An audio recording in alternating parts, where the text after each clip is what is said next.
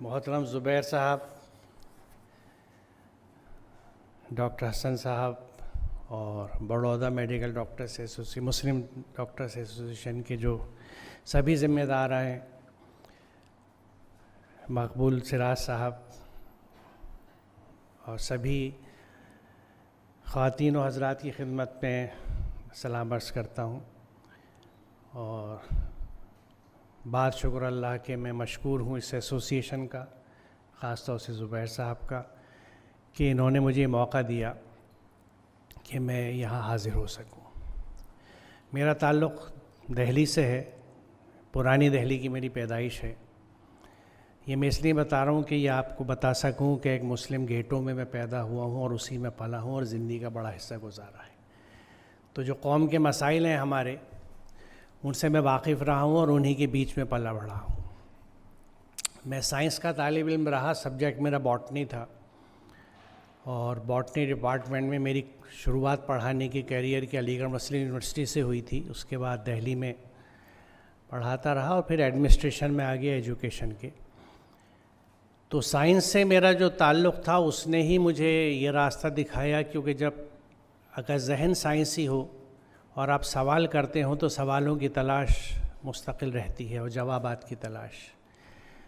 تو میرا بھی جیسا میں نے تعارف کرائے کہ ایک اوسط مسلم گھرانے کی پیدائش میری، تو وہاں پہ مجھے بھی جو دین سکھایا گیا اس میں بچپن سے قرآن سے انٹروڈکشن تھا، جس کو ہم ناظرہ قرآن کہتے ہیں، جس میں مجھے حروف شناسی کرائی گئی قرآن کی، مجھے کچھ پڑھنا آ گیا، لیکن اس سے آگے مجھے کچھ نہیں پتا تھا کہ اس میں لکھا ہوا کیا ہے، اور اس وقت مجھے اندازہ بھی نہیں تھا کہ مجھے پوچھنا چاہیے، اور شاید پوچھتا تو تھوڑی سی پٹائی اور ہو جاتی۔ ہونا کچھ نہیں تھا اس میں کہ بڑوں سے سوال کرتے ہو، زبان لڑاتے ہو، اس کو ہمارے پسند نہیں کیا جاتا۔ لیکن بہرحال اس کے بعد تھوڑا بڑا ہوا، نماز سکھا دی گئی، نماز کی اہمیت، جماعت کی اہمیت، پھر روزہ رکھوا دیا گیا۔ اس سے آگے مجھے نہیں پتا تھا کہ مسلمان ہونے کا کیا مطلب ہے، اسلام کس چیز کو کہتے ہیں۔ تو ان سوالات کی تلاش میں، اس بے چینی میں قرآن تک پہنچا، بڑا کرم ہے رب کا، اور قرآن کو پڑھنا شروع کیا۔ اسکول میں نے عربی زبان پڑھی تھی، کیونکہ میرے زمانے میں سسٹم تھا کہ آپ کوئی ایک لینگویج آپٹ کر سکتے تھے مڈل کلاسز میں، یعنی 6 to 8 آپشنس تھے اس وقت، سنسکرت، عربک اینڈ پرشین، تو میں نے عربک لی تھی۔ تو وہ تھوڑی شدھ بودھ تھی عربی کی، تو جب ترجمے پڑھے تو مجھے کچھ اسٹرائک کیا کہ کہیں کہیں پہ یعنی حق ادا نہیں ہو رہا ترجمے کا، یعنی لگتا تھا کہ there is more to it than what is written. تو وہاں سے پھر میں تھوڑا اوریجنل کی طرف گیا، اور جب سے جیسے جیسے قرآن کو سمجھ رہا ہوں اتنا ہی مجھے یہ احساس ہو رہا ہے کہ اسلام کے نام پہ جو ہم پریکٹس کرتے ہیں اس کو ایٹ دی موسٹ جو میں اگر کہوں تو وہ منسکیول اسلام ہے، منسکیول۔ اور اسی وجہ سے میں نے اس سیشن کا جو عنوان رکھا ہے وہ قرآن سے ہمارا رشتہ۔ تو جو رشتہ ہے وہ میں نے سب سے پہلے ڈیفائن کر دیا کہ میں نے قرآن کے بارے میں کیا جانا تھا، اور میں سمجھتا ہوں ہماری اکثریت جو ہے وہ قرآن کے بارے میں اتنا ہی جانتی ہے کہ بچپن میں ناظرہ قرآن پڑھا دیا جاتا ہے۔ ایک اور چیز ہوتی ہے کہ جب میں مر جاؤں گا تو گھر پہ بھی قرآن خوانی ہوگی، دوست احباب میرے لیے قرآن بخشیں گے پڑھ کے کہ صاحب یہ بخشوا دو ان کو، کچھ اچھے کام کرتے تھے، اللہ انہیں غریق رحمت کرے۔ کہیں پہ دکان نہیں کھلی تو لے گئے، بچی کو رخصت کیا تو سر پہ رکھ دیا۔ یہ وہ تمام استعمالات ہیں قرآن کے جو میں آپ سے بتا رہا ہوں۔ حقیقتاً قرآن کیا کہتا ہے، کیا چاہتا ہے، اس کی بات میں قرآن کی ہی ایک آیت سے کروں گا۔ یہ ایک بڑی برکت والی کتاب ہے جو ہم نے تمہاری طرف نازل کی ہے تاکہ لوگ اس کی آیت پر غور کریں اور عقل و فکر رکھنے والے سے سبق لیں۔ It's a book we have revealed to you abounding in good that they may ponder over its verses and that those endowed with understanding may be mindful۔ اب قرآن اپنا مقصد خود بیان کر رہا ہے کہ لوگ اس کی آیات پر غور و فکر کریں۔ اب غور و فکر کرنے کے لیے پہلے ان کو سمجھنا ضروری ہے۔ اب وہ آپ کسی راستے کریں، یا تو عربی سیکھ لیں یا عربی جانتے ہوں تو اس کو پڑھ کے غور و فکر کریں، کیونکہ پڑھ کے اگر غور و فکر نہیں کیا جاتا تو ہمارے سامنے مثالیں موجود ہیں کہ کتنے ممالک ہیں جو عرب ممالک کہلاتے ہیں، ان کی زبان ہی عربی ہے، لیکن ان کے ہاں تو قرآن پہ عمل نظر نہیں آتا. ان کسی کا کانسٹیٹیوشن قرآن تو نہیں ہے، کسی کا قرآن اس لیول پہ امپلیمنٹ نہیں ہوا، اور نہ بہت عمل میں بھی نظر آتا ہے. تو یہاں پھر یہ بات ثابت ہوتی ہے کہ غور و فکر کرنا اور پھر اس سے سبق لینا، یعنی اس پہ عمل کرنا، یہ دونوں چیزیں ضروری ہیں قرآن پہ کام کرنے کے لیے، اور یہی دونوں چیزیں ڈیزائریبل ہیں جس کے لیے قرآن کہتا ہے. یہاں پہ میں ایک چیز کی وجہ چاہوں گا کہ اوپر جو لفظ لکھا ہے لیتذکر اولی الالباب، تو اولی الالباب جو ہے یہ لبن سے بنا ہے. لبن اس عقل کو کہتے ہیں جو خالص ہو، خالص معنی میں کہ وہ جذبات سے متاثر نہ ہو، جذبات کی ملاوٹ نہ ہو اس میں، اور وحی کی گائیڈنس میں چلے. یعنی وہ عقل جو ایموشن سے امپریس نہ ہو، پولیوٹڈ نہ ہو، اور وحی کی ہدایت میں چلنے والی ہو. یہ دونوں کنڈیشنز اس لیے ضروری ہیں کہ اگر عقل کا استعمال وحی کی روشنی میں نہیں ہوتا تو وہ عقل کیا گل کھلاتی ہے ہم سب لوگ جانتے ہیں. اس لیے یہ نقطہ بھی قابل غور ہے کہ جہاں پڑھنے کی بات آتی ہے وہاں کیا حکم ہے اللہ کا کہ اقرأ باسم ربک الذی خلق. اللہ کا نام یعنی اللہ کے صفات اور ایٹریبیوٹس کے ساتھ پڑھنے کی بات ہے، محض پڑھنے کی بات نہیں ہے. ہمارے یہاں جب تعلیم کا غوغا شروع ہوا 71 اور 92 کے بعد خاص طور سے، تو زور انسٹیٹیوشن بلڈنگ پہ ہوا کہ پڑھائیے، اسکول کھولیے، ایجوکیشن دیجیے، لیکن وہاں پہ بھی ہمارا تعلق دوسرے حصے سے نہیں رہا آیت کی کہ باسم ربک الذی خلق. یعنی ہمارے یہاں جو ایجوکیشن ہوئی وہ یقیناً علم کا فروغ ہوا، لیکن اللہ کے صفات، اللہ کا کلام اس سے جڑا ہوا نہیں تھا. میری خواہش ہے اور امید ہے اللہ پوری کرائے گا کہ یہاں سے وائنڈ اپ کرنے سے پہلے کچھ انسٹیٹیوشنس ایسے دیکھ لوں جہاں ہولسٹک ایجوکیشن کا سسٹم ہو، کہ بچہ قرآن کو بھی سمجھ کے پڑھتا ہے اور اپنی انٹرسٹ کی اسٹریمس بھی پڑھتا ہے، چاہے ہیومینٹیز ہو یا کامرس ہو یا سائنسز ہو. پھر اپنی مرضی کے کورس میں جاتا ہے اس کامن اسٹریم سے پڑھ کے، پھر وہ چاہے فقہ میں جائے، عالمیت و فضیلت کرے، یا انجینئرنگ کرے، چارٹر اکاؤنٹسی کرے، میڈیسن کرے.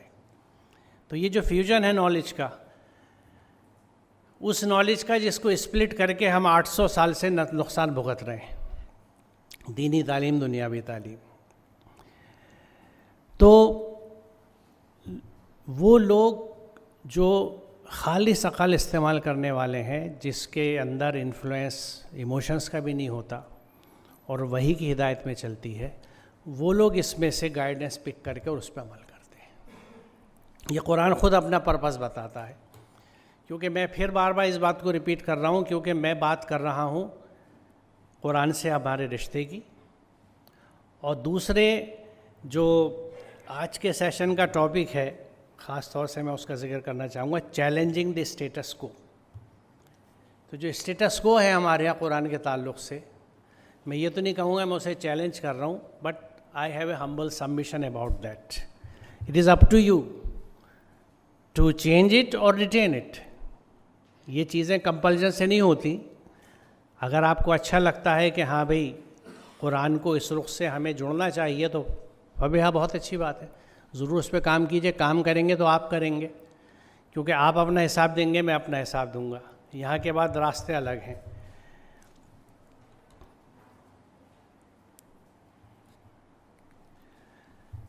پھر جو میری طرف سے کوئی ہدایت تمہارے پاس پہنچے، یہ سورہ بقرہ کی شروع کی آیت ہے، جہاں پہلے ذکر تھا آدم کو بھیجنے کا. اس کے بعد جب یہاں آدم کو زمین پہ بھیج دیا گیا تو اس وقت اللہ تعالیٰ نے جو بات کہی وہ ہم سب کے سامنے اور قابل غور ہے کہ جو کوئی ہدایت تمہارے پاس پہنچے، جو لوگ میری اس ہدایت کی پیروی کریں گے، اتباع کریں گے، انہیں فالو کریں گے، ان کے لیے کسی خوف اور رنج کا موقع نہ ہوگا. اور جو اس کو قبول کرنے سے انکار کریں گے اور ہماری آیات کو جھٹلائیں گے، وہ آگ میں جاننے والے لوگ ہیں جہاں وہ ہمیشہ رہیں گے. اس میں جو میں نے سرخ رنگ سے لکھا ہے اس میں خاص آپ کی توجہ چاہوں گا۔ پہلی بات تو یہ کہ پہلی چیز جو قرآن نے بتائی ہمیں وہ یہ تھی کہ جو اللہ تعالیٰ کی ہدایت آئے گی اس کو فالو کرنا ہے۔ کہیں یہ نہیں کہا گیا تھا کہ اس میں آپ کی چوائس ہے کہ کچھ حصے کو فالو کر لیں کچھ کو نہ کریں۔ The Quran talks about the total submission to the divine order. پوری ہدایت کی اتباع کی بات ہے۔ یہ نہیں تھا کہ جیسے ایگزام میں آپشنل کوشچنس ہوتے ہیں نا کہ ڈو اینی 5 ڈو اینی 3، تو ہم لوگ بھی بہت بڑے کوشچن پیپر میں سے ڈو اینی 5 پہ اٹکے ہوئے ہیں، اور وہ 5 وہ ہیں جو بچپن سے مجھے بھی سکھائے گئے تھے فرائض کے نام سے، آپ لوگوں نے بھی سیکھے ہوں گے کہ نہ کسی زبان میں شکل میں، کیا؟ توحید، نماز، روزہ، زکوٰۃ، حج۔ یہ 5 چیزیں جو ہمیں بتائی گئیں۔ دوسری بات اس میں نوٹ کرنے کی یہ ہے کہ یہ وہ آیت ہے جس میں کفروا اور کذبوا ایک ساتھ آیا ہے۔ والذین کفروا وکذبوا اولئک اصحاب النار ھم فیہا خالدون۔ وہ جہنمی لوگ ہیں، جہنم واسی ہیں، جہاں وہ ہمیشہ رہیں گے۔ کفروا کیا ہے؟ کاف فے رے کے مادے جس سے کفرہ بنتا ہے، جس سے کافر بنتا ہے، اس کا سیدھا اور کھلا اور مستعمل یوز جو ہے مطلب ہے وہ انکار ہے، انکار کرنے والے۔ کفرہ کے مطلب میں کسی چیز کو ڈھانک دینا، چھپا دینا، پیٹھ پیچھے ڈال دینا، یہ بھی شامل ہے۔ تو اللہ کے کلام کا کافر وہ ہے جو یا تو زبان سے انکار کرے، یا زبان سے انکار نہیں کرتا لیکن اس کو ڈھک دیا ہے یا پیچھے ڈال دیا ہے، یعنی virtually ignored, not to be followed. تکذیب کیا ہے؟ الکذب ان کے معنی ہے جانتے پوچھتے کسی چیز کے متعلق غلط خبر دینا، یہ محیط سے اقتباس ہے۔ تکذیب یہ بھی ہے کہ انسان جس بات کی سچائی کا قائل ہو اور اس پر ایمان بھی رکھتا ہو، اس کا عمل اس کے اس ایمان کی گواہی نہ دے۔ قرآن پہ ہم ایمان رکھتے ہیں، قرآن کی سچائی کے ہم قائل ہیں، لیکن ہمارا عمل کیا قرآن کی گواہی دیتا ہے؟ دیتا ہوگا اگر ہم قرآن کو سمجھ کے اس پہ عمل کرتے ہوں گے، اگر نہیں کرتے تو ہم قرآن کی تکذیب کر رہے ہیں۔ دیکھیے قرآن کی ہر آیت ہمیں آئینہ دکھاتی ہے جس میں ہمیں اپنی شکل ڈھونڈنی چاہیے۔ خود قرآن یہ کہتا ہے کہ اس میں تمہارا ذکر ہے، تو ہم جب بھی قرآن پڑھیں گے سمجھ کے اپنا ذکر ڈھونڈے اس میں کہ میں اپنے آپ کو کہاں پاتا ہوں اس کتاب میں۔ تو جب ہم کسی چیز کی سچائی کے بھی قائل ہیں، اس پہ ایمان بھی رکھتے ہیں، یا اسے دوسرے لفظوں میں یوں کہہ دوں کہ اگر اسلام ہمارا صرف ایک فیتھ کی طرح ہے، ایک بلیف سسٹم کی طرح ہے which is hardly transformed into action and into deeds, then this is the prevalent Islam, but it is not the desirable Islam as guided and advocated by Quran. کیونکہ قرآن جو چیز کہہ رہا ہے وہ بات دوسری ہے، آگے بھی اس کی کچھ آیتوں میں وضاحت ملے گی آپ کو۔ تیسری کیٹیگری کفر اور کذب کے علاوہ ان لوگوں کی ہے جو قرآن سے یعنی آیات سے غافل ہیں۔ یہ آیت کیا کہتی ہے کہ یقیناً جو لوگ ہم سے ملنے کی توقع نہیں رکھتے اور وہ دنیاوی زندگی پہ راضی ہو گئے ہیں اور اس میں جی لگا بیٹھے ہیں، اور جو لوگ ہماری آیات سے غافل ہیں، ایسے لوگوں کا ٹھکانہ ان کے اعمال کی وجہ سے دوزخ ہے۔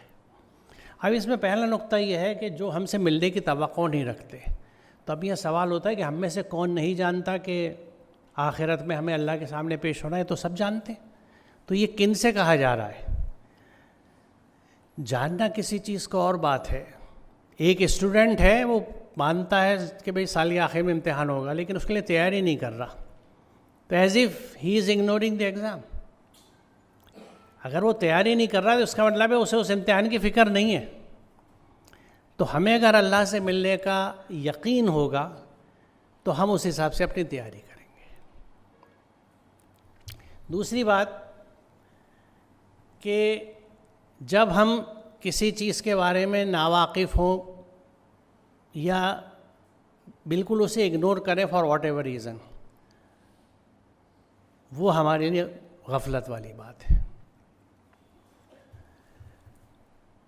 تو 3 کیٹیگریز ہوئیں جو قرآن ڈیفائن کر رہا ہے یہاں پہ جنہوں نے قرآن کو، اللہ کے احکامات کو ڈھک دیا، پیٹھ پیچھے ڈال دیا، یا جانتے بوجھتے اس پہ عمل نہیں کیا، یا اس سے غافل رہے۔ لیکن نتیجہ کیا ہے کہ قرآن سے ہمارا وہ رشتہ نہیں ہے جو ڈیزائریبل ہے۔ ڈیزائریبل رشتہ کیا ہے؟ کہ ان الذی فرض علیک القرآن لا ردک الی معاد۔ یہ قصص 85 جو ہے، آپ یقین جانیں جب تک میں نے قرآن کو سمجھنا شروع نہیں کیا تھا، مجھے کسی نے، اینڈ آئی ریپیٹ، کسی نے، اور یہ غالباً میری عمر کا 24واں یا 25واں سال ہوگا، اس وقت تک میں جہاں جہاں رہا میں نے مساجد میں نماز پڑھی ہے، جمعے کے خطبے بھی سنے ہیں، کسی نے مجھ سے یہ نہیں کہا کہ قرآن مجھ پہ فرض ہے۔ آپ خوش قسمت ہوں گے اگر آپ سے کسی نے بات سمجھائی ہے تو۔ اور جس وقت اس کو سمجھا تھا تو میں اپنی کیفیت آپ سے شیئر نہیں کر سکتا کہ what happen to me, what struck me, جسے کہتے ہیں زمین نکل گئی پیروں کے نیچے سے، کہ قرآن مجھ پہ فرض ہے۔ مجھے یہ نہیں پتہ لکھا ہوا کیا ہے قرآن میں، کیونکہ اس کو روا رمی میں پڑھ کے ہم آگے نہیں بڑھ سکتے، particularly if you have a questioning mind. میرے ساتھ خرابی یہی تھی کہ میرا ذہن سوال کرتا تھا، تو مجھے امیجیٹلی بات اسٹرائک کری کہ قرآن مجھ پہ فرض ہے۔ بھائی مجھے جو چیزیں فرائض بتائی گئی تھی ان کی میں نے کتنی تیاری کری اس عمر تک؟ نماز فرض تھی، کیا تیاری کری؟ روزے فرض تھی، کتنی تیاری کرتے ہیں ہم؟ آج بھی کرتے ہیں الحمدللہ۔ قرآن فرض ہے، میں نے کیا تیاری کری ہے؟ اور جب وہ قرآن فرض ہے تو اس کا ہر حکم فرض ہوا میرے اوپر، تو میں اس کے لیے کیا کر رہا ہوں؟ تو یہ وہ قرآن کی ڈیفینیشن ہے جو قرآن خود بتا رہا ہے کہ اس کا مقصد کیا ہے۔ اب یہ جب چیز سمجھ میں آ گئی تو کچھ عرصے کے بعد میں نے اس کو اپنے حلقے میں شیئر کرنا شروع کیا، لوگوں کو موٹیویٹ کرنا تھا کہ بھئی قرآن سمجھ کے پڑھو، جیسے سمجھ سکو۔ عربی اس وقت سیکھنے کا اتنا چلن نہیں تھا، یہ بعد میں ٹرینڈ آیا کہ بھئی عربی نہیں سیکھ سکتے، ترجمہ پڑھو قرآن، اس پہ عمل کرو۔ تو پھر کچھ لوگوں نے، کچھ حلقے میں میں نے یہ بات سنی کہ بھئی یہ تو نبی پہ فرض ہوا تھا، ہم پہ فرض نہیں ہے۔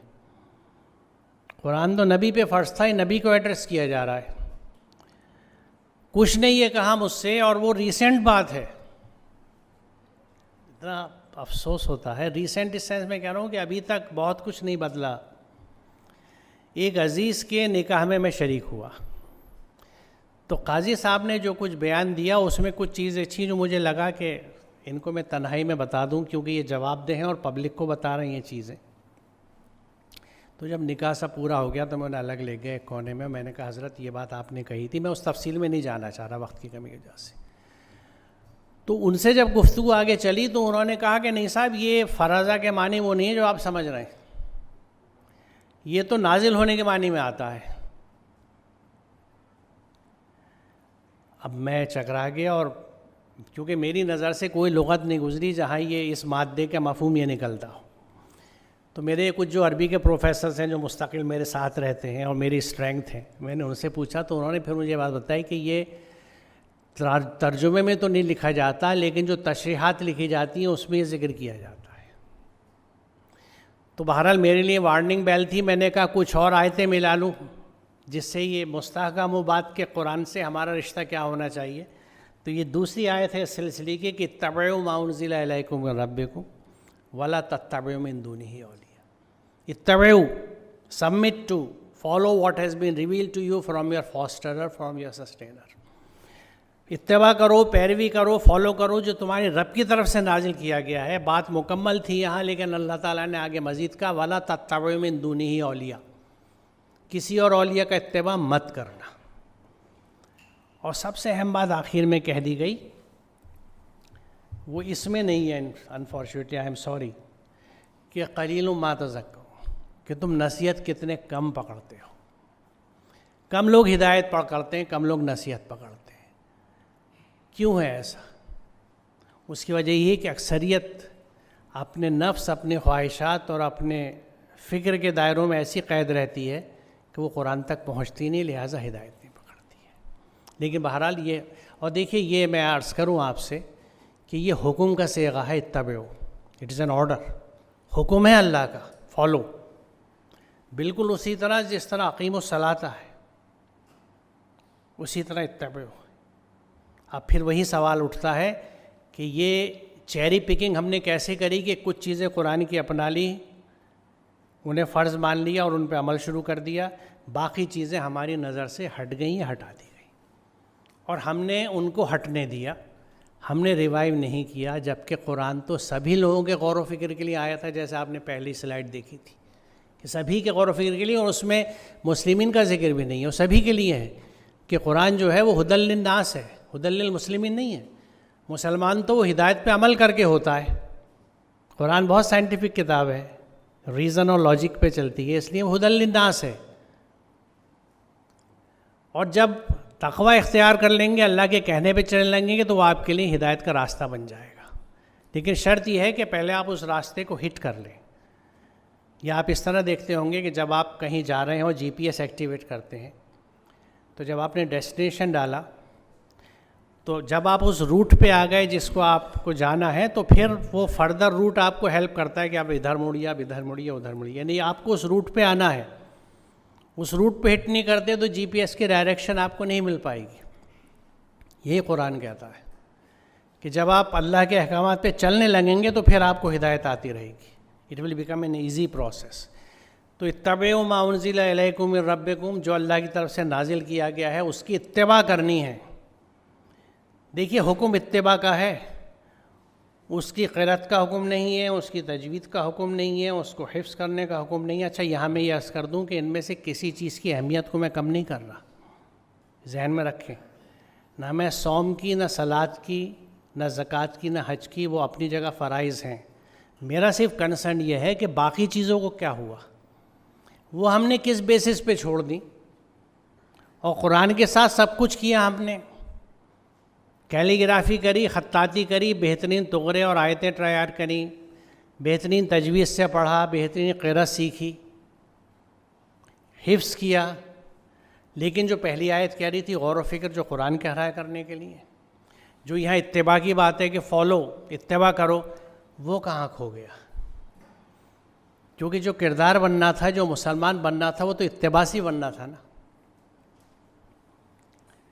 تیسری آیت جو ہے یہ جواب ہے سورہ فاتحہ میں جو ہم دعا کرتے ہیں اہدنا الصراط المستقیم، یہاں اس کا جواب ہے کہ فَأَنَّ هَذَا صِرَاطِ مُسْتَقِيمًا فَاتَّبِعُوهُ، وَأَنَّ هَذَا صِرَاطِ مُسْتَقِيمًا فَاتَّبِعُوهُ، بس یہ میرا سیدھا راستہ ہے، therefore follow it، فَاتَّبِعُوهُ، پھر اتباع کی بات آئی ہے کہ یہ میرا سیدھا راستہ ہے، اس کی اتباع کرو، اور اگر اس راستے کو تم چھوڑ دو گے، دوسرے راستے تم اس سے جدا کر دیں گے۔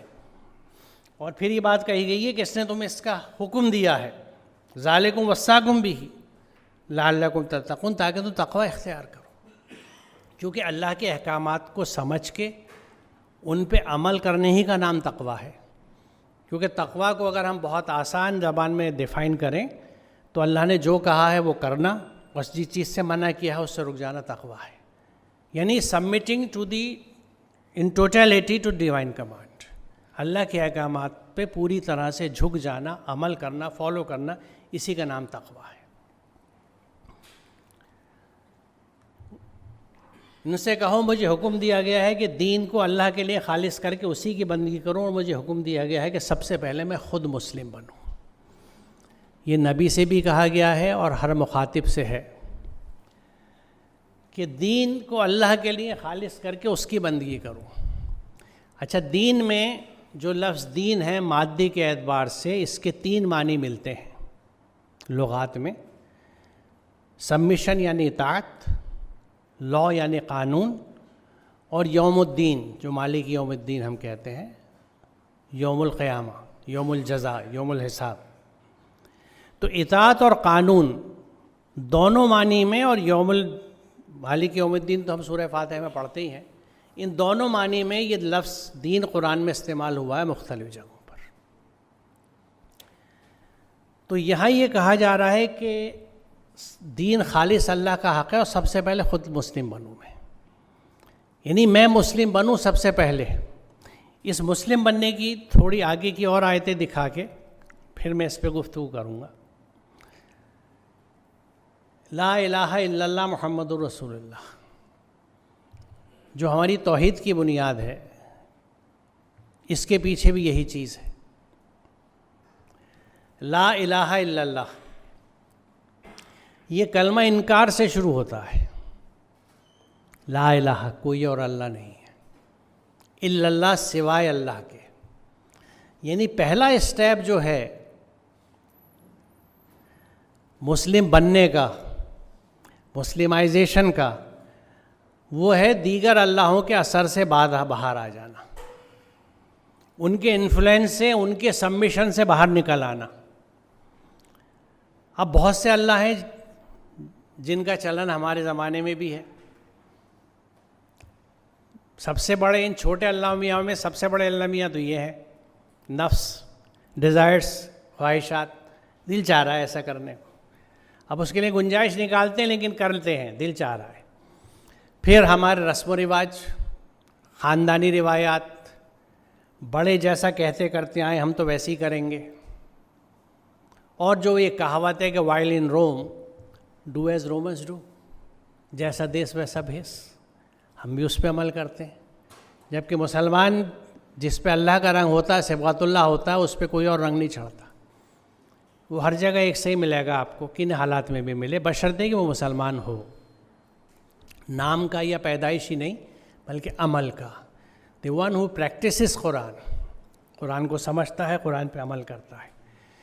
تو لا الہ کے مرحلے سے گزرنے کے لیے جس بات کو میں نے کہا کہ سب سے بڑا دل ہے، اس کو میری ہمت نہیں تھی کہنے کی، یہ قرآن کہتا ہے کہ کیا تم نے اسے دیکھا جس نے اپنے خواہش نفس کو اپنا خدا بنا لیا؟ Have you seen him who takes his low desires for his God؟ کیا تم ایسے شخص کو راہ راست پر لانے کا ذمہ لے سکتے ہو؟ یعنی ان کو سیدھا راستہ کوئی نہیں دکھا سکتا till they change their course.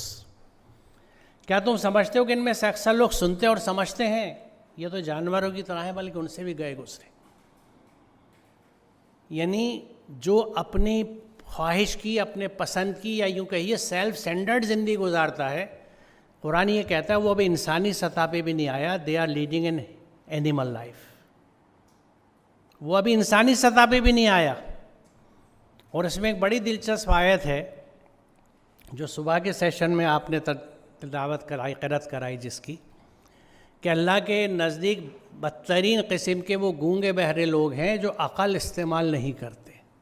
یہ قرآن کہہ رہا ہے کہ اللہ کے نزدیک بدترین قسم کے وہ گونگے بہرے لوگ ہیں جو عقل استعمال نہیں کرتے. اس میں جو چیز میں آپ کو کہنا چاہ رہا ہوں کہ یہاں لوگوں کے لیے قرآن ناس کا لفظ استعمال نہیں کرتا، دواب کا لفظ استعمال کیا ہے. دابہ، جس کا پلورل ہے دواب، اینڈ دیٹ مینس کریچرس.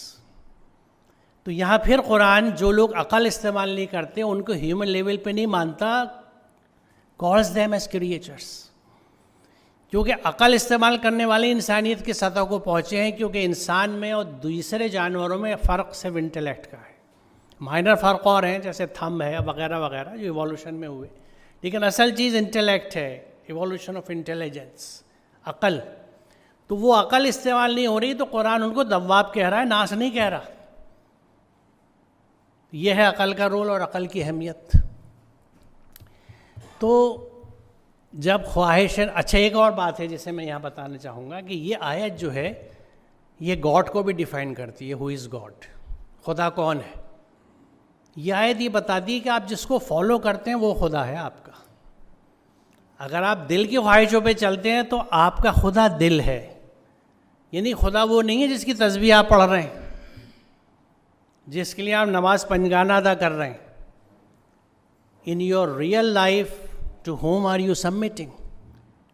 کس کے کہنے پہ آپ کی زندگی، آپ کے شب و روز گزر رہے ہیں؟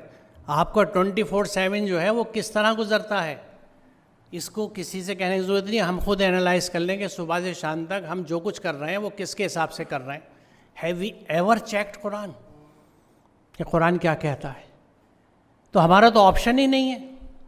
اگر قرآن پڑھا ہوتا تو ایک آپشن تو رہتا نا کہ بھئی یہ کام مجھے گھر میں فنکشن کرنا ہے، بیٹے بیٹی کی شادی کا، میرے خاندان میں ایسا ہوتا ہے، میری ریاست میں، میرے ملک میں ایسا ہوتا ہے، روایت ٹریڈیشنز یہ ہیں، قرآن یہ کہتا ہے. اگر وہ پتہ ہوتا تو قرآن کا ایک آپشن تو ہوتا نا. ہمارا تو وہ بھی نہیں ہے کہ وہ قرآن کو اس رخ سے ہم نے نہ پڑھا نہ سمجھا. قرآن ایک عقیدتوں کی کتاب ہے، بخشنے بخشانے کی کتاب ہے، ثواب کمانے کی کتاب ہے. ہم یہ نہیں سوچتے کہ جس کتاب کے پنوں کی ہوا لگنے میں بھی کچھ خیر ہے، اس پہ عمل کریں گے تو کیا نتیجہ نکلے گا؟ سمپل. اگر ہم سوچیں کہ بنا سمجھے پڑھنے سے جس کے ہم یہ مانتے ہیں کہ اجر مل رہا ہے تو اس پہ عمل کریں گے, اور وہ ڈیزائریبل ہے. قرآن بار بار کہہ رہا ہے اتبعوا, تفکر کرو, تدبر کرو. یہ لوگ قرآن پہ تدبر کیوں نہیں کرتے؟ کہ ان کے دلوں پہ تالے پڑ گئے. افلا یتدبرون القرآن ام علی قلوب اقفالها, تالے لٹک گئے ان کے دلوں پہ, قفل پڑے ہوئے ہیں. Why don't they ponder upon the Quran? غور و فکر, تدبر, تفکر کیوں نہیں کرتے؟ اور یہ تفکر تدبر جو ہے یہ پڑھنے اور سمجھنے سے اوپر کی سٹیج ہے. جب آپ کسی چیز کو پڑھیں گے, سمجھیں گے, جب آپ کسی چیز کو کھائیں گے, چبائیں گے, نگلیں گے, جبھی تو ڈائجسٹ ہوگا نا. یہی سٹیجز وہاں ہیں. ایسیمیلیشن آف قرآن از ڈیزائریبل. اندر اتار لیجیے باڈی کے, it should run in your blood. خون میں قرآن دوڑے. کیوں؟ کیونکہ مجھے ہر اسٹیج پہ اپنی زندگی کے یاد آ جائے کہ اچھا یہ کام کرنا ہے, یہ چیلنج ہے, قرآن اس کے لیے یہ کہتا ہے مجھے ایسا کرنا ہے. سمپل. کوئی ضرورت نہیں ہے آپ پوری زندگی کے راستے طے کر لیجئے, قرآن کی ہدایت آپ کے ساتھ رہے گی, پرووائڈڈ آپ اس کو ایسیمولیٹ کریں گے. اور ایسیمولیشن کی کیا کیفیت ہے؟ قرآن کیا کہہ رہا ہے؟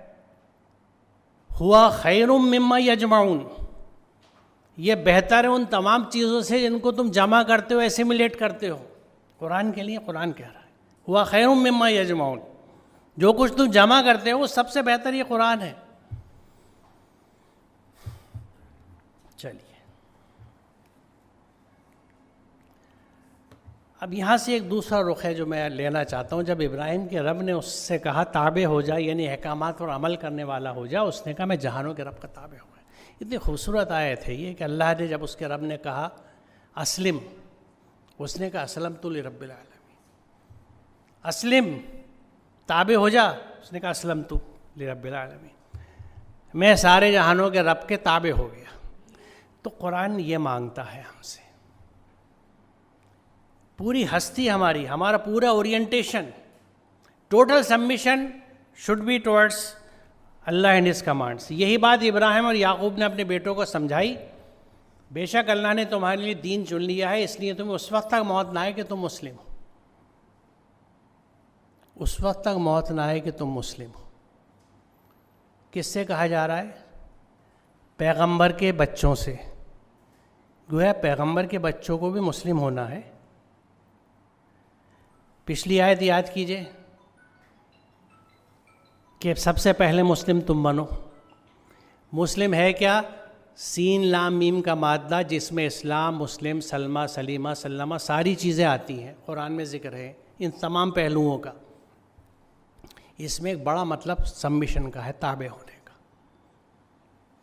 یعنی پہلے اللہ کے احکامات کے تابع ہو جاؤ.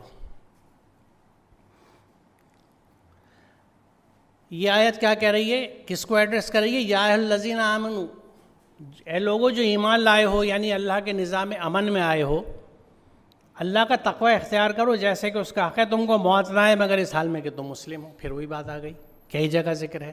اس آیت کو اس لیے لیا کہ یہ غیر مسلموں سے خطاب نہیں ہے. یا ایھا الذین آمنو, جو لوگ اللہ کے نظام امن میں آ گئے ہو. یہ ترجمہ میں کیوں لکھا ہے؟ ایمان کا مادہ الف میم نون ہے جو امن کا مادہ ہے. یہ ایک بڑی سرپرائزنگ خبر ہے آج کے زمانے کی. مومن کہتے اس کو ہیں جو امن کا ضمانتی ہو. The one who is guarantor of peace is مومن. اس لیے اللہ کے ناموں میں سے ایک نام المومن ہے کہ اس کا نظام جو ہے وہ ٹوٹل پیسفل نظام ہے. نیچر میں کہیں پہ آپ کو کوئی کیوس دکھتا ہے, کوئی فساد دکھتا ہے؟ اگر ہے تو حضرت انسان کی حرکتوں کی وجہ سے ہے. Nature is perfectly in order, well balanced, fully functional, efficient and at peace. Tranquility and پیس.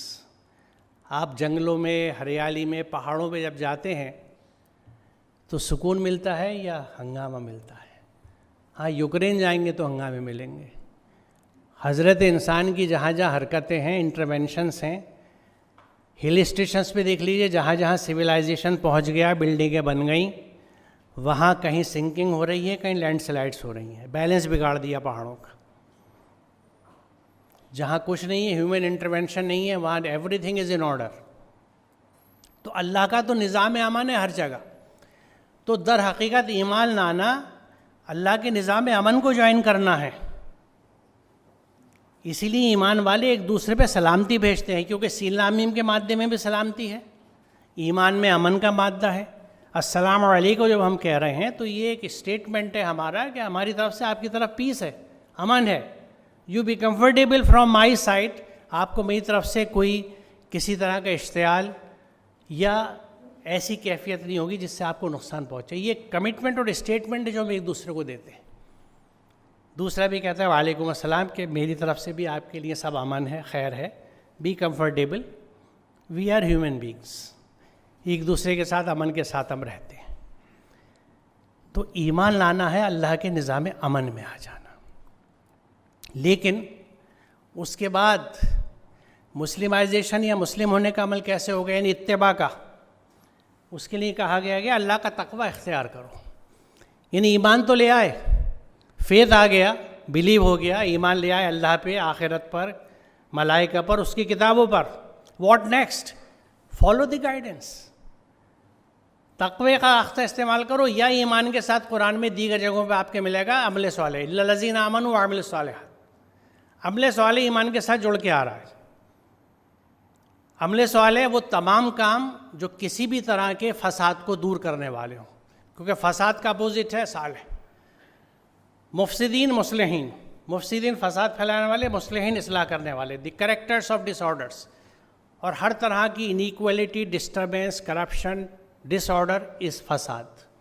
فے سین دال کے مادے میں تمام مفاہیم آتے ہیں. کسی بھی اسٹینڈرڈ ڈکشنری میں آپ عربی کی چیک کر سکتے ہیں، چاہے لسان العرب کریں، راغب کریں، محیط کریں، یو ول فائنڈ اٹ. تو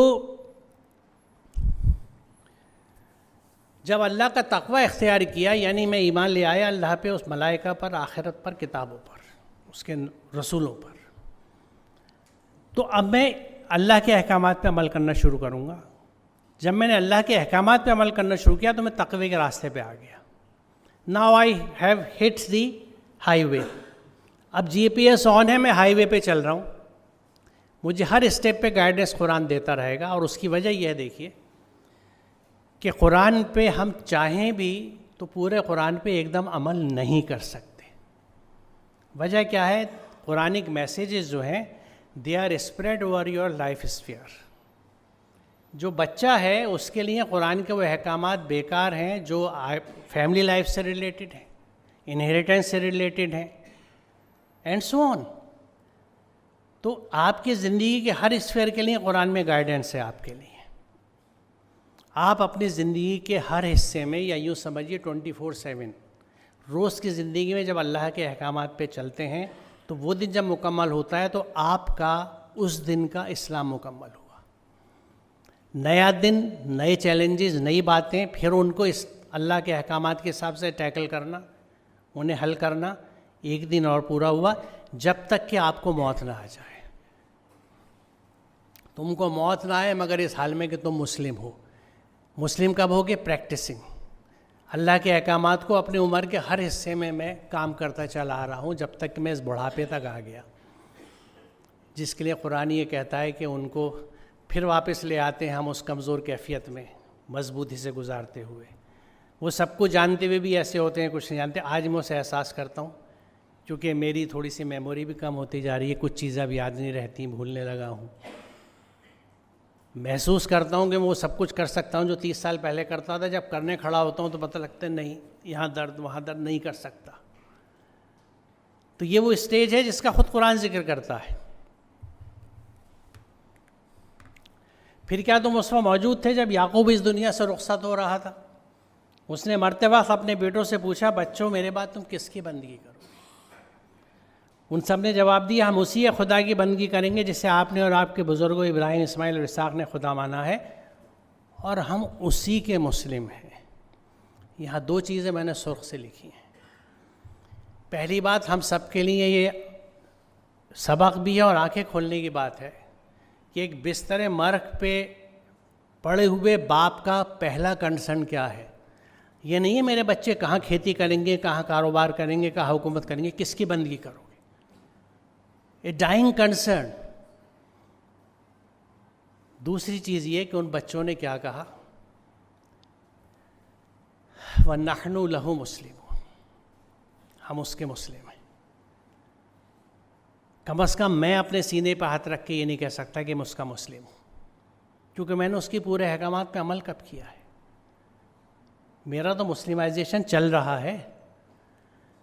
تو یہ دیکھیے دل ہلا دیتی ہے آیات کہ کس مضبوطی سے پیغمبروں کے بچے یہ بات کہہ رہے ہیں کہ وَنَحْنُ لَهُ مُسْلِمُونَ, ہم اس کے مسلم ہیں. We submit to him, we submit to his commands. یہ ہے چیز, یہ ہے مسلم ہونا. اور اگر ہم اپنے آپ کو اور اپنی اولاد کو اس رخ سے تیار نہیں کر سکتے, ہم یہ کہہ سکیں ہم اللہ کے مسلم ہیں, کیونکہ مسلم آپ کسی کے بھی ہو سکتے ہیں. جب یہ آیت ڈیفائن کر رہی ہے جو میں نے ابھی آپ کو دکھائی, جو خدا کو ڈیفائن کرتی ہے کہ جس کو آپ فالو کریں وہ آپ کا خدا ہے, اسی کے آپ مسلم ہیں. تو ہم سماج کے مسلم ہیں, فیشن کے مسلم ہیں, بڑوں کے مسلم ہیں, خاندانی رسم و رواج کے مسلم ہیں. اللہ کے مسلم ہو جائیں گے اگر اللہ کے کلام کو پڑھ کے سمجھ کے عمل کریں گے. چیری پکنگ سے کام نہیں ہوگا. جو 3.5 آیتوں کا اسلام اس پر چلتا ہے, 3.5 آیتیں کون کون سی؟ جو صوم, صلاۃ, زکوٰۃ, حج کو کور کرتی ہیں. باقی 6,600 پلس آیات میں سے کیا کہہ رہی ہیں ہمیں نہیں پتہ. کتنے گیم چینجر اسٹیٹمنٹس ہیں قرآن کے جو ہم تک نہیں پہنچتے, کیونکہ وہ ہماری نہ بندگی کا حصہ ہے نہ عبادت کا حصہ ہے.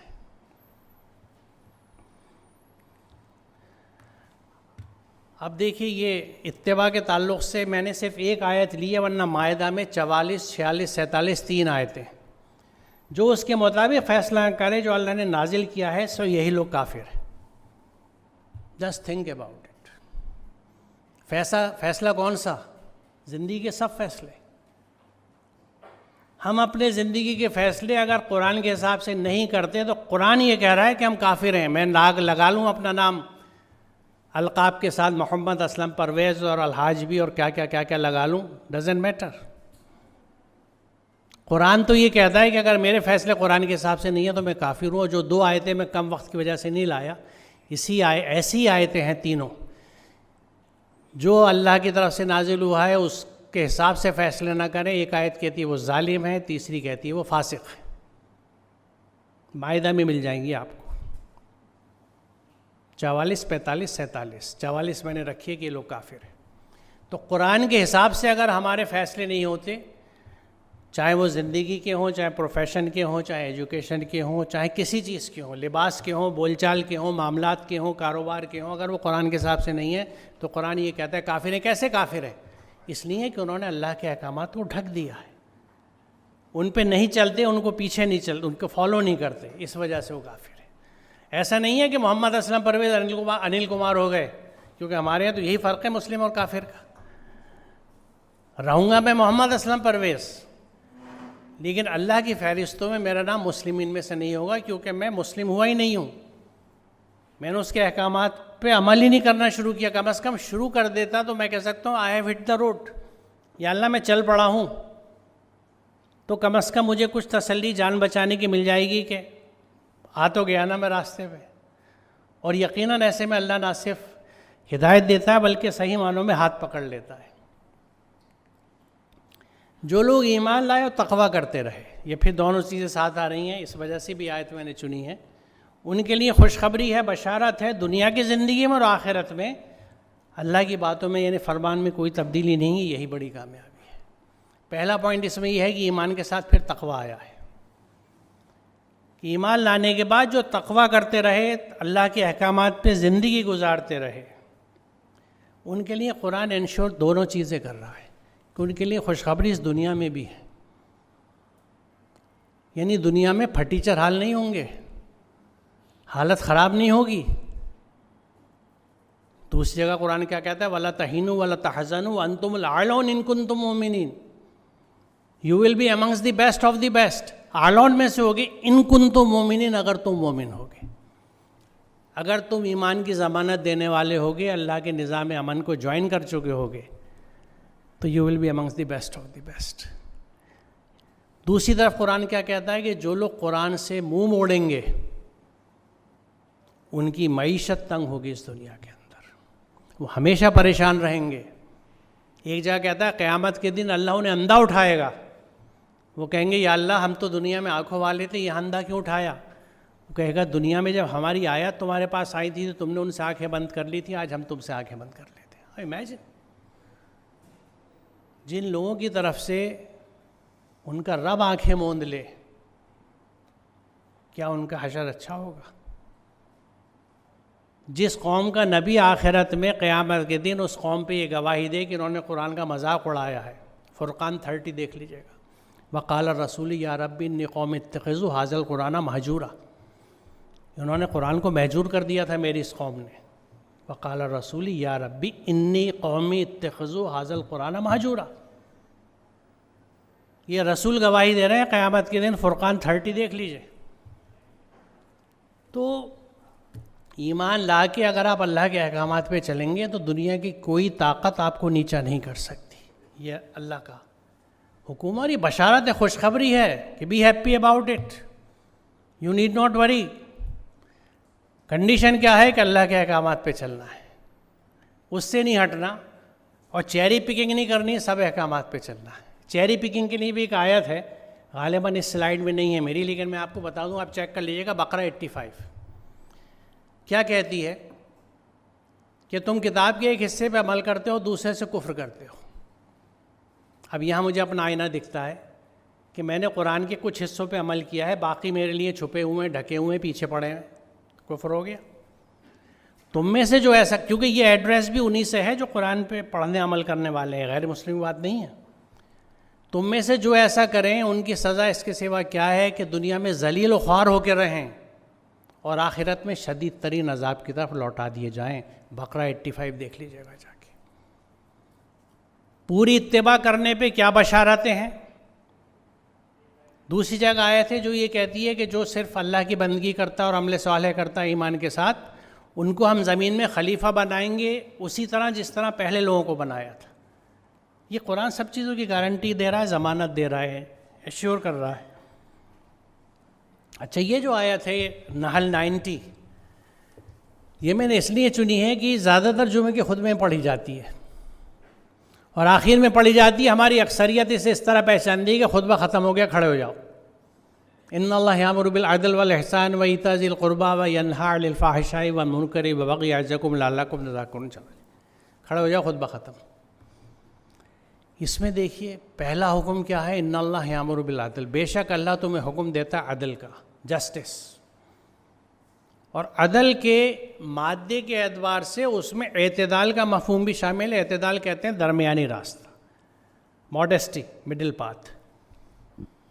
تو اللہ کا حکم ہے انصاف کرنے کا، do justice.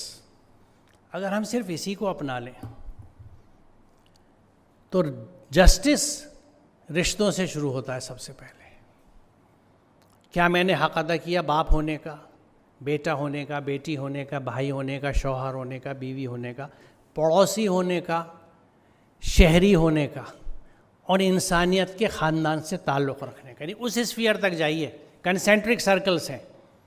From your own self, کہ میں کیا جسٹس کر رہا ہوں اللہ کی اس امانت کو جو مجھے دی گئی ہے جسم کی شکل میں، اور عقل اور وہ تمام چیزیں، غور و فکر کی صلاحیتیں، کیا میں ان کے ساتھ انصاف کر رہا ہوں. رشتوں کے ساتھ انصاف. ایک بات میں کہتا ہوں ہمیشہ، پھر کہوں گا، میرے پاس 10 منٹ ہیں، سوری. وہ یہ کہ میں جب اپنی بچی کی شادی کرتا ہوں تو کیا میں انصاف کر رہا ہوں اس رشتے کے ساتھ؟ کیسے میں جج کروں؟ جب میں اپنی بیٹی کی شادی کر رہا ہوں تو میں کسی دوسرے خاندان کو اس کی اگلی نسل کو چلانے والی ماں دے رہا ہوں، تو کیا میں نے انصاف کر دیا؟ اس کی تربیت ایسی کر دی کہ اگلی نسلوں کو اچھی طرح تربیت دے سکے؟ نہیں کیا تو میرے لیے گناہ جاریہ ہے. جب جب اس کے ایسے لفنگے پیدا ہوں گے جو گلیوں میں مارے پھلے اور موالی بنے، میرے لیے گناہ جاریہ ہے کہ میں نے ایک ماں نہیں پیدا کر پایا. میں نے بچی کی ایسی تربیت نہیں کری جو وہ اگلی نسل کی ایک اچھی ماں بنتی. تعلیم نہیں دی، تربیت نہیں دی، بس سوچ کیا تھی، سیانی ہو گئی، ہاتھ پیلے کرو، بوجھ ہے، ذمہ داری ہے، جلدی سے خالی کرو، فارغ کرو. جسٹس نہیں ہے. آپ نے اس خاندان کے ساتھ دھوکہ کیا, ان کو ایک ایسی عورت دے دی جو اچھی نسلیں پیدا نہیں کر پائے گی, کیونکہ اس کے پاس دینے کو کچھ نہیں ہے, وہ تربیت نہیں کر پائے گی. اب بدقسمتی سے ہم لوگ بھی رشتے اس بنیاد پہ نہیں دیکھتے, ہمیں مال دولت جاہ و جا اور پیسہ, کتنے کمانڈوز ہیں, کتنی بلیک کیٹس کے ساتھ بارات آ رہی ہے, کتنا مال چل رہا ہے. اللہ تعالیٰ یہ کہتا ہے کہ اللہ کے نزدیک جو تقوی میں اوپر ہے وہ قابل عزت ہے. اللہ کے ہاں اپریسیشن انسانوں کا تقوی کی بیسس پر ہے. قرآن یہ کہتا ہے, اکرمکم کی بات آئی ہے. اللہ کے نزدیک مکرم وہ اتنا ہی ہے جتنا متقی ہے. تو یہ پیمانہ ہم کیوں نہیں اپناتے کہ اللہ تعالیٰ کیا ججمنٹ فلاڈ ہے؟ نعوذ باللہ. کہ آپ کو ہوں گے متقی پسند, مجھے تو ایم ایل اے پسند ہے, ایم پی پسند ہے, کاروباری بزنس پسند ہے, نوٹ مال عزت پسند ہے, کتنے زیور, کتنی پہناوییں, کتنے جوڑے آ رہے ہیں, مجھے تو یہ پسند ہے. نتیجہ سامنے ہے, وہ نسلیں نہیں پیدا ہو رہی ہیں. ہم روتے رہتے ہیں کہ صاحب آپ ابن الحسن پیدا ہو رہے ہیں نا, ابو علی سینے آئیں گے کہاں سے؟ اسمبلی لائن فیکٹریز خراب پڑی ہیں, وہ پروڈکٹ بنے گا کہاں سے؟ کیونکہ میں نے اپنی بچی کی اس طرح تربیت نہیں کری کہ کل کو ایک اچھی نسل کو پیدا کر سکے. نہ اس گھر میں یہ ماحول ملا کیونکہ ہم نے تقوی کے گھرانے دیکھے ہی نہیں. ہم نے ظاہری دینداریاں دیکھ لیں. کس گھر میں قرآن سمجھا جاتا ہے, عمل کیا جاتا ہے. اچھا, سچی بات یہ ہے کہ اگر ڈھونڈیں گے بھی تو مشکل سے ملے گا. ہو سکتا ہے بچہ بیٹھا رہے, رشتہ نہ ملے, کیونکہ حالت یہی ہے. تو بہرحال میں پوری آیت کو آپ لوگ خود دیکھ سکتے ہیں. وجہ یہ ہے کہ وقت کم ہے اور یہ غالباً آخری آیت ہوگی. اس کو میں نے ایمفیسس اس لیے کی ہے کہ اصل چیز عمل کے اوپر ہے. We are what we do. میرا نام محمد اسلم پرویز ہے, لیکن میرے کام منافقانہ ہیں تو میں منافق ہوں, مسلم نہیں ہوں. میرا اپنا فیتھ کچھ بھی ہو, میں اپنے بارے میں کتنی غلط فہمیوں میں مبتلا ہوں, لیکن مجھے جج کیا جائے گا میرے کاموں سے, اور اس کو جج کرنے کے لیے پورا سماج بیٹھا ہوا ہے کہ میں کیا کرتا ہوں. تو اگر میرے کام اللہ کے احکامات کے حساب سے ہیں, یعنی مسلم والے کام ہیں, تو میں مسلم ہوں, ورنہ میں کافر بھی ہو سکتا ہوں, مشرک بھی ہو سکتا ہوں, غافل بھی ہو سکتا ہوں, منافق بھی ہو سکتا ہوں, فاسق بھی ہو سکتا ہوں. آئی کوڈ بی اینی تھنگ. اللہ کی حدود کو توڑنے والا ہوں تو فاسق ہوں. اور یہ بہت عام بات ہے. خود قرآن یہ کہتا ہے بنی اسرائیل کے تعلق سے کہ جب ان پہ ایک مدت گزر گئی اللہ کے کلام کی تو یہ ان کے دل سخت ہو گئے ان کی تئیں, اللہ کے احکامات کے تئیں, towards the divine guidance. Their hearts, their inner feelings hardened, ignorant ہو گئے. اور قرآن یہ کہتا ہے آج ان میں سے اکثر فاسق ہیں, یعنی اللہ کی حدود کو توڑتے ہیں. ہمیں جب اللہ کی حدود پتہ ہی نہیں ہوں گی, کیونکہ قرآن سمجھ کے نہیں پڑھا, تو ٹوٹ تو جائیں گے وہ خود, ہمیں پتہ ہی نہیں. اب آپ ایک فٹ بال کا میچ پروفیشنل ٹیمز کا ایسا کھلائیے کہ اس میں مارکنگ ہی نہ ہو, نہ باؤنڈریز ہو, نہ کارنر ہو, نہ ڈی بنا ہو. یہ مارکنگس کیوں کی جاتی ہیں؟ جبھی تو پتہ لگتا ہے باؤنڈری ٹوٹی, سیٹی بجاتا ہے ریفری فوراً. اللہ نے ہمیں بھی حدود دی ہیں زندگی گزارنے کے لیے. اگر نہیں سمجھیں گے تو ہماری تو کوئی ڈی میں سے بال مار دے گا, کوئی کہیں سے گول کر دے گا, پوری زندگی اسی کاز میں گزر جائے گی. ہاں, یہ لاسٹ ہے. جس دن نہ مال کوئی فائدہ دے گا نہ اولاد, سوائے اس کے کہ قلب سلیم لیے ہوئے اللہ کے پاس آئے. اب قرآن نے خود ڈیفائن کر دیا کہ اس دن قدر کس چیز کی ہے.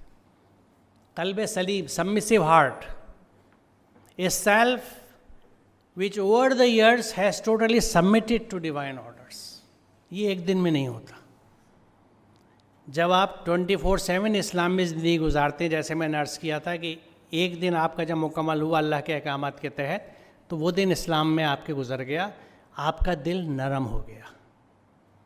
کیونکہ اصل چیز یہ ہے کہ اسی نفس کے اندر وہ خواہش بیدار ہوئی تھی, وہ پہلا کرپشن ہوا تھا جو ہم نے اس شجر کے پاس چلے گئے تھے جس کے لیے اللہ نے منع کیا تھا. اس کرپٹڈ نفس کو اللہ نے ہمیں لے کے دنیا میں بھیجا ہے. کس لیے؟ کہ کلینز اٹ, اس کو صاف کر کے واپس آ جانا. اگر صاف کر لیا تو یو آر ان, جہاں سے ہٹے تھے اسی جنت میں.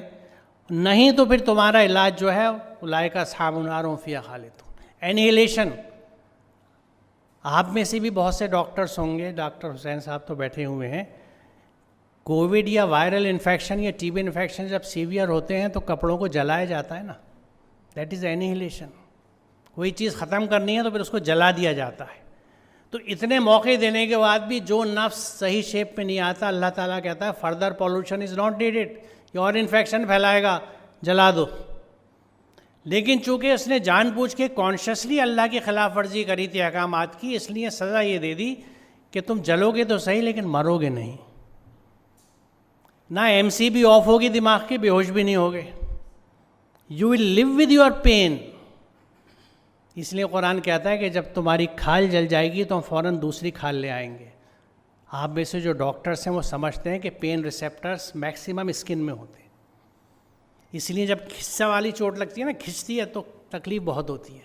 کہیں رگڑ لگ جائے تو زخم بڑا دکھتا ہے, کٹ اتنا نہیں دکھتا کیونکہ اتنی نروز ایکسپوز نہیں ہوئی, اسکوائر ایریا بن گیا نا. دیکھ لیجئے اتنا یا اتنا سا کٹ تو یوں لگے گا, جو چھلتا ہے وہ اتنا بڑا چھلتا ہے, درد بہت ہوتا ہے. تو کھال جل جائے گی, امیجیٹلی دوسری لا دی جائے گی. سوچ کے ڈر لگتا ہے کہ قرآن یہ کہہ رہا ہے کہ اولئک اصحاب النار هم فیہا خالدون, یہ ہمیشہ وہاں رہیں گے. تو اس پین میں ہاؤ ڈیئر وی سروائیو, کیسی ہمت ہے ہماری جو ہم اس طرف سوچتے ہیں. تو قلب سلیم وہ قلب ہے جو اللہ کی اطاعت میں پوری عمر جھک چکا ہے. تو جب بھی ہم اللہ کے احکامات میں اپنی زندگی گزارتے جاتے ہیں تو ہمارا قلب جو ہے, یا کہتے ہیں کہ it is the softening of heart, حال نرم ہوتا چلا جاتا ہے, قلب سلیم بن جاتا ہے, اور وہی اللہ کے یہاں مقبول ہے. اور اس کے لیے گرہ کچھ جو اصل چیز ہے, یہ شعر ہے جو مجھے بہت پسند ہے کہ تیرے ضمیر پہ جب تک نہ ہو نزول کتاب, گرہ کشا ہے نہ راضی نہ صاحب کشاف. کیونکہ اکثر لوگ پوچھتے ہیں کہ قرآن سمجھے کیسے. کچھ ضرورت نہیں ہے, دل سے تعلق بنا لیجئے قرآن سے. قرآن سے دل سے تعلق بنا لیجئے, اس کو سمجھیے جیسا قرآن نے کہا ہے کہ اس پہ غور و فکر کرو, اس پہ غور و فکر کیجئے, تھنک اباؤٹ اٹ. نوٹس بنائیے جیسے کتاب کے بناتے ہیں, اور اس پہ عمل کیجئے, تھنگس ول چینج. کسی اور چیز کی ضرورت نہیں ہے. بہت شکریہ آپ کا, اور آپ کا کہ آپ نے مجھے اتنا وقت دیا, پیشنٹلی سنا. اگر کچھ اچھا لگا ہو, کیری اٹ آن, جتنا جڑ سکتے ہیں قرآن سے جڑیں. السلام علیکم.